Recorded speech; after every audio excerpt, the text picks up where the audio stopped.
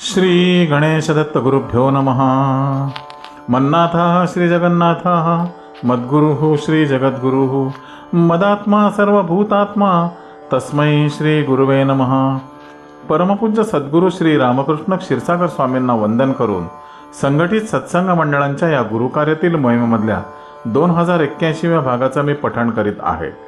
आज पौष कृष्ण द्वितीया सोमवार दिनांक 5 जानेवारी 2026 उपदेशामृत संग्रह भाग 9 या ग्रंथातील भगवान श्री दत्तात्रेय सत्संग मंडळ मुंबई दिनांक 24/5/1997 बैठक क्रमांक 208 मंगळवार दिनांक 7/7/1992 रोजी वेदांत नगर येथील श्री महालक्ष्मी मंडपात शृंगेरी पीठाचे श्री जगद्गुरू शंकराचार्य श्री श्री भारती तीर्थ स्वामींनी दिलेला अनुग्रह। शरदिंदु विकासी मंदहासां सूरदिंदीवर लोचनाभिरामां अरविंदा समान सुंदरास्याम अरविंदा सम सुंदरी मुपास्महे। हमारी भारतीय संस्कृति में गुरु का स्थान बहुत ऊंचा है। क्यों इतना ऊंचा स्थान गुरु को दिया गया है? उससे हमें क्या मिलता है? इसका यही उत्तर है कि हमें गुरु से ज्ञान की प्राप्ति होती है। हमारे जीवन में सबसे श्रेष्ठ वस्तु है ज्ञान। जो कुछ भी हम पैसे कमाते हैं, अधिकार कमाते हैं, बच्चों को पैदा करते हैं, लेकिन वो कुछ भी ज्ञान के समान नहीं होता है। वो ज्ञान हमें किससे मिलता है? ज्ञान के लिए गुरु एक ही हमें शरण्य होते हैं। कुछ लोग पूछते हैं कि बिना गुरु के भी हम ज्ञान प्राप्त कर सकते हैं। पुस्तक पढ़कर, हम स्वयं पुस्तक पढ़ेंगे, हमें ज्ञान प्राप्त होता है। गुरु से क्या करना है? हाँ, आप पुस्तक पढ़कर जो ज्ञान प्राप्त करते हैं वो अलग है, और गुरु के उपदेश से जो ज्ञान तुम्हें आता है वो अलग है। ये कैसे अलग होता है? जैसे हम समझे वैसे ही गुरु को समझना पड़ता है। वैसे नहीं होगा, इसके लिए एक अच्छा उदाहरण हम आपको देंगे। एक गांव में एक गृहस्थ थे। उनको एक पुत्र था। वो बचपन से ही वैराग्य भावना में था। उसके माँ बाप उसकी शादी करना चाहते थे, लेकिन वो मना करते आया। तब वे क्या करेंगे?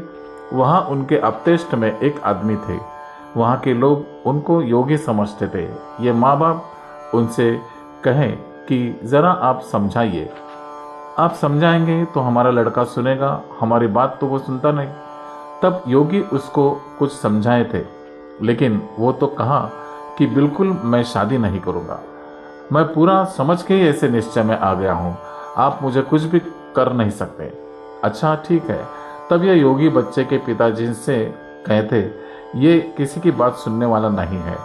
उसका निश्चय हुआ है, उसे मजबूर मत करो, ये योग्य नहीं है। और उसके बाद वो हमें नींद करना है।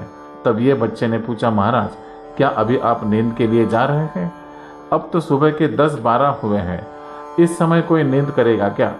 तब योगी ने बोला कि नहीं, हम भगवत गीता में जो भगवान से योग कहा गया है उसका अनुष्ठान हम कर रहे हैं। महाराज जी, ये कैसा योग भगवान से कहा गया है कि सुबह 12 बजे नींद करने का योग?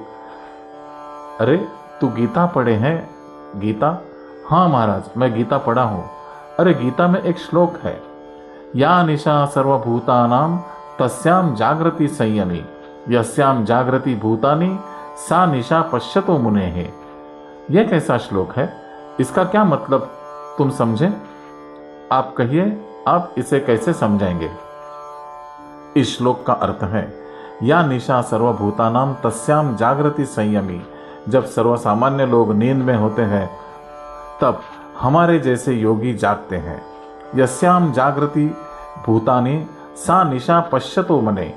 बाकी सब लोग जब जागते हैं तब हम जैसे योगियों को नींद करना है।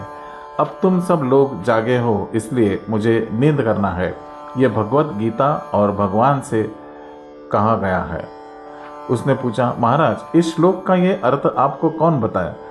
अरे किसने बताने की जरूरत? देखने से ही मालूम हो जाता है। इसके लिए किसी के यहाँ जाने की जरूरत नहीं। निशा जागृति के लिए किसके यहाँ जाना? महाराज, इसका अर्थ वो नहीं। जरा भगवान शंकराचार्य जी के भाष्य देखिए। ज्ञानी और अज्ञानी के बारे में ये श्लोक है। सिर्फ जागना और नींद करना इसका अर्थ नहीं है। इसका क्या मतलब है? यदि हम केवल स्वयं पुस्तक देखकर अर्थ समझने की कोशिश करेंगे तो सुबह नींद करना, रात को जागना, इतना ही अर्थ समझ लेंगे। यदि किसी गुरु के यहाँ जाकर गुरु के आदेश के अनुसार तत्व को समझ लेंगे तब हम ठीक तरह समझ सकते हैं। ठीक तरह, अच्छी तरह तत्व समझने के लिए गुरु का उपदेश एक ही हमें मार्ग है।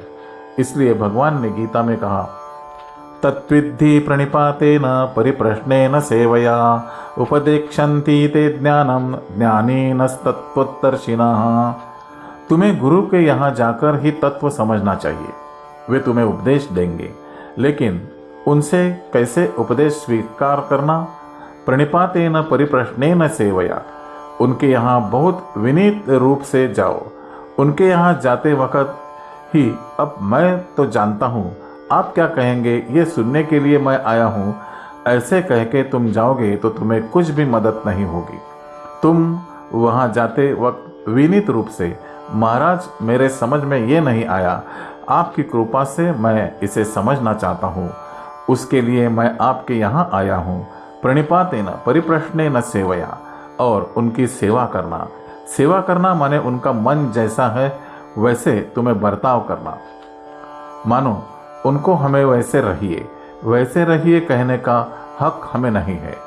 जैसे भगवान शंकराचार्य जी, थोर महान तात्विक मूर्धन्य भी आज अपने गुरु की सेवा की, भगवान कृष्णचंद्र जी की भी संदीपनी महामुनि के यहाँ सेवा की है।